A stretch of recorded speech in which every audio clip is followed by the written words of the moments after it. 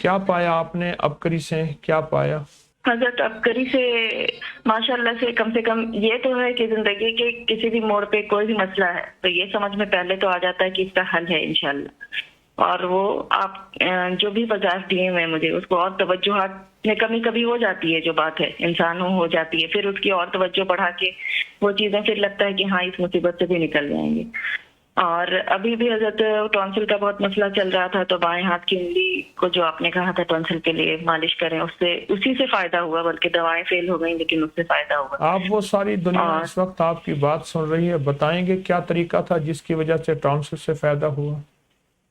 हजरत वो आपने बाएं हाथ के अंगूठे को जो रब करने के लिए कहा था, 10 मिनट की मालिश जैतून के तेल से और कपड़ा लपेट के सो जाओ, अगले ही दिन बल्कि वो टॉन्सिल आधे से भी ज्यादा खत्म हो गया था, मतलब दर्द।